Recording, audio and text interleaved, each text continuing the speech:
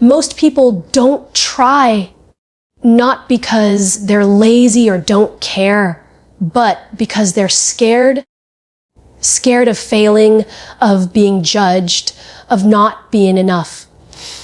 Excuses become a way to protect themselves from disappointment. It feels safer to say, I can't, than to risk trying and falling short. Deep down, many people believe they have to be before they start, and that fear of imperfection keeps them stuck. It's not a lack of ability, it's a lack of self-belief. We've been told our whole lives that if we're going to do something, we better do it right. Be perfect. Be polished. Don't mess it up. And over time, we start to believe that unless we can do it perfectly, we shouldn't do it at all. So we freeze, we overthink, we wait. We tell ourselves, I'll start when I'm more ready, more confident, more capable. But the truth is, trying has never been about being perfect. It's about showing up as you are right now. Perfection is a lie we use to protect ourselves from failure. It feels safer to stay still than to risk getting it wrong. But healing, growth, change, they don't live in perfect. They live in effort, in progress, in the awkward, vulnerable, messy middle. Messy middle. That's where the magic actually happens. Showing up doesn't mean you have it all figured out. It means you're brave enough to face the unknown, to walk into discomfort without a script. It's saying, I'm scared, I'm unsure, and I still care enough to try. That kind of honesty, that's where real strength comes from. And yeah, it might not look impressive. You might stumble. You might cry. You might fall flat on your face. But you tried. You got up. You moved forward. That matters. That means something. Because life isn't asking you to be perfect. It's asking you to be present. To care, to make the choice again and again, to show up even when it's hard, especially when it's hard. Overcoming the fear of imperfection starts with accepting that being human is enough, that your value doesn't come from doing everything flawlessly, but from your willingness to show up flawed and still give what you can. Trying is not a performance. If it's not about impressing anyone, it's about honoring your own effort. It's about refusing to stay small just because something might not work out the way you hoped. It's trusting that the act of trying itself is already a win. You don't have to be perfect to begin. You just have to begin. That's where all the good stuff starts. Not at the top, but at the honest, shaky, imperfect beginning where you say, okay, I'm here. I'm trying. And that's more than enough. Fear is loud. It has this way of stepping right into your mind and pretending it's the voice of truth. It tells you you're not ready. It tells you you'll fail. It tells you that if you try, you'll fall apart. And sometimes it's so convincing, so sharp and real that you actually start to believe it. But just because fear is present doesn't mean it deserves to lead the way. Fear shows up because you care. That's what most people don't realize. You don't feel afraid unless something matters to you. That dream, that relationship, that healing you want so badly, the fear you feel around it is proof of your heart being in it. But we've let fear take the wheel for too long. We let it call the shots, decide what we're capable of, and hold us hostage inside our own lives. Here's the thing, fear isn't going anywhere. It's part of being alive. It's wired into us. So waiting for it to disappear before you move forward, that's like waiting for the ocean to dry up before you swim. What matters isn't getting rid of fear. It's deciding it doesn't to run the show.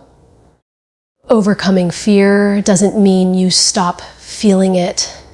It means you stop letting it be the reason you sit things out.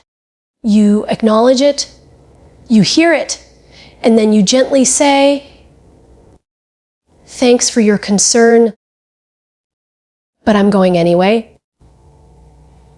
You put fear in the passenger seat, not the driver's seat.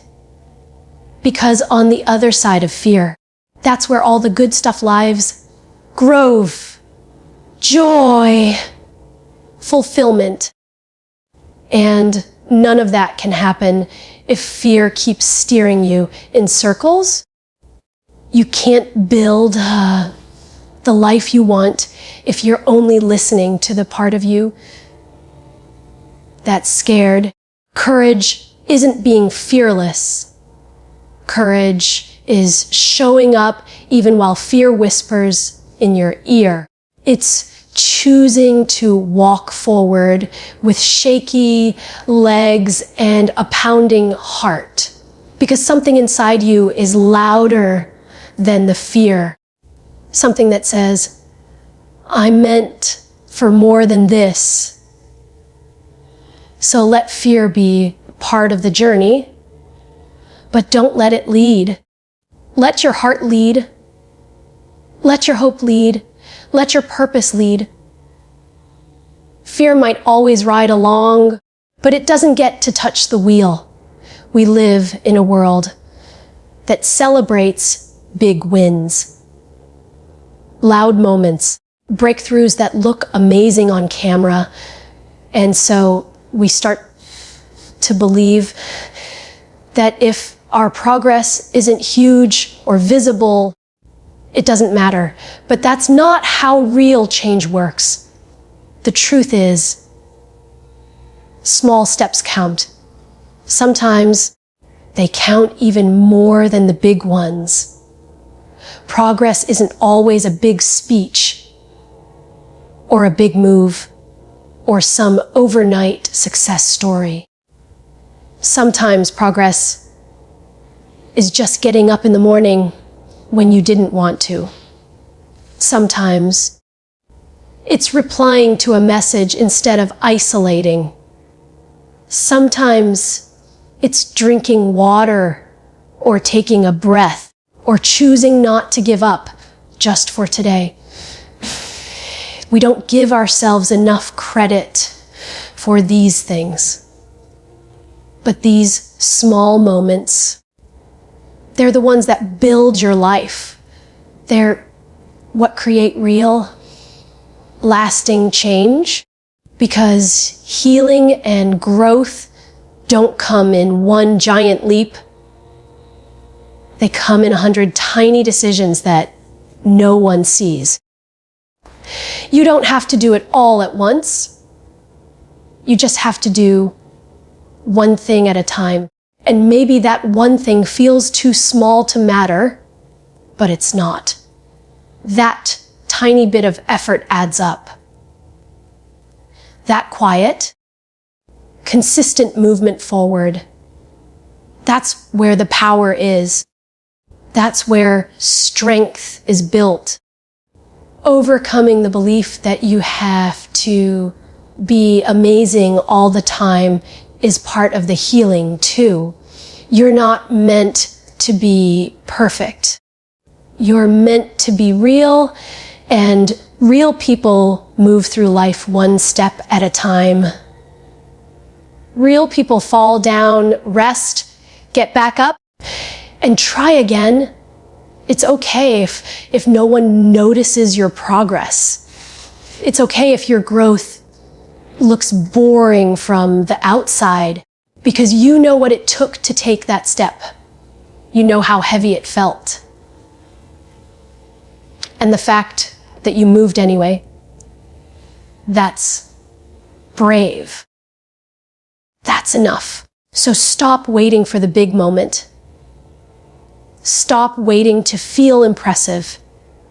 Every small act of care, every quiet yes to life, it all counts. It all means something. You're not behind. You're not failing. You're building something solid, something real, one small step at a time. And that's more than enough. We have this idea that we need to feel ready before we begin. Like there's going to be some perfect moment when everything clicks. When we're confident, fearless, healed, and totally prepared. But life doesn't work like that. Life doesn't wait until you're ready. It just happens. It moves. And if you're always waiting to feel ready, you'll miss it. Being ready is kind of a myth anyway. No one really feels ready for the big stuff. Not for love. Not for loss. Not for change. Not for healing. Most of the time, we're scared. We're unsure. We're figuring it out while it's already happening. And that's okay. That's human.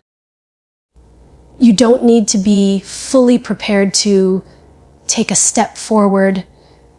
You just need to be willing to try, willing to feel uncomfortable, willing to mess up and still keep going.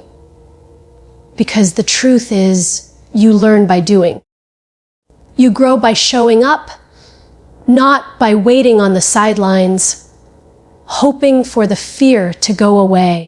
So many people wait for clarity before they take a step, but sometimes clarity comes after the step.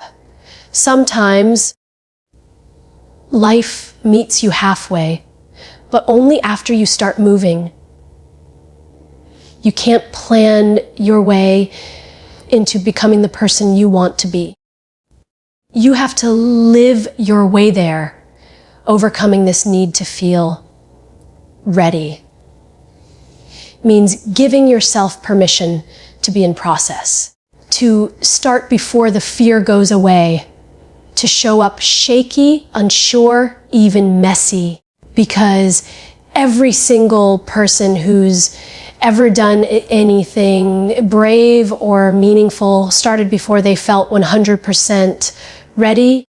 Readiness isn't about having all the answers. It's about trusting that you'll figure it out along the way. It's about believing that you're allowed to begin without being perfect. You don't have to wait to feel strong to act strong.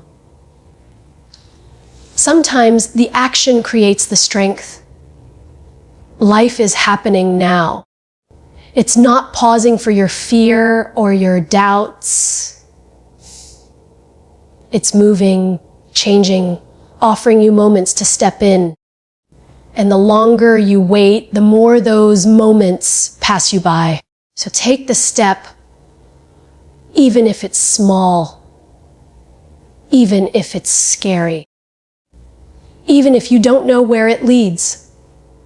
Because life won't wait for you to feel ready, but it will respond when you try. Trying isn't just about chasing success or ticking boxes. It's about standing up for yourself. It's about saying, I matter enough to show up for my own life. That's what makes trying an act of self-respect. You're not proving anything to the world. You're proving something to yourself that you are worth the effort. We're taught to push ourselves for grades, for approval, for status. But that kind of pressure burns us out. It disconnects us from the deeper reason to try. The reason that actually fuels real change. When you try because you believe your life is valuable, even in its hardest, messiest moments, that's where real power comes from.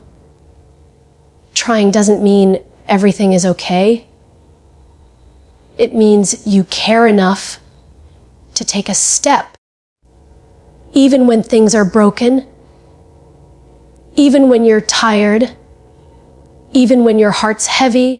It means you look at yourself, not the polished version, not the Instagram version, but the raw, hurting, human you, and still say, you're worth showing up for.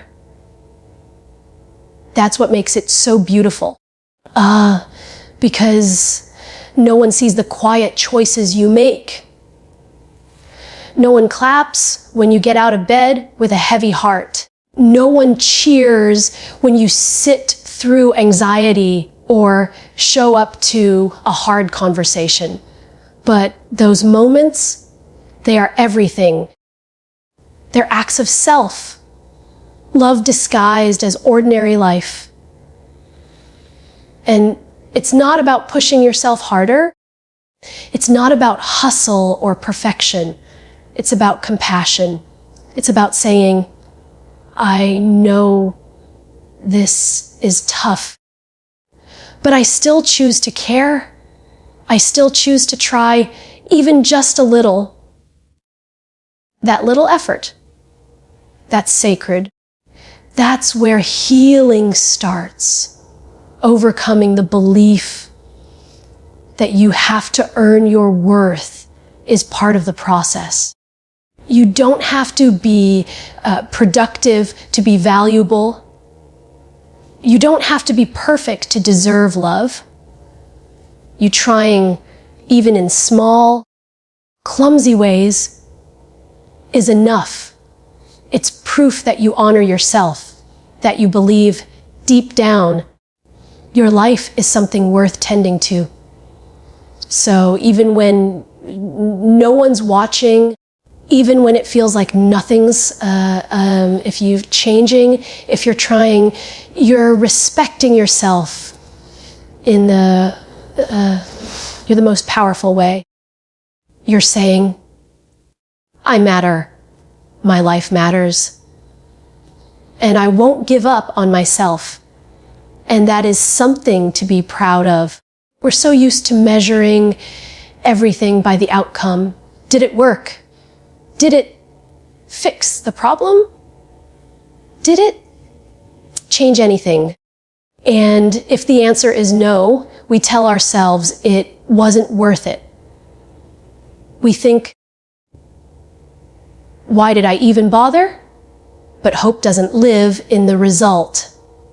It lives in the effort, in the fact that you cared enough to try, in the choice you made to keep going when it would have been easier to give up. Trying, especially when you don't know how it'll turn out, is one of the most courageous things you can do. It means you're holding on to a future that hasn't arrived yet. It means you're placing a bet on yourself, even without a guarantee. That effort, that moment when you decide to keep moving even with shaky hands and a tired heart, that's where hope lives. The world teaches us to chase results. It praises success, celebrates the finish line, and forgets everything that came before. But the finish line isn't the whole story. The miles you walked before that, the ones where you stumbled, cried, doubted yourself, but still didn't quit, those are the real victories. That's the part that matters. Overcoming the need for constant results is hard. We want to see something shift. We want proof that our efforts are working. But life doesn't always give us that right away. Sometimes you won't see the seeds you planted bloom for a long time. Sometimes you won't see them at all. But that doesn't mean the planting wasn't worth it. Every act of effort is a quiet rebellion against despair. It's your way of saying, even if I don't have all the answers, I still believe in something better.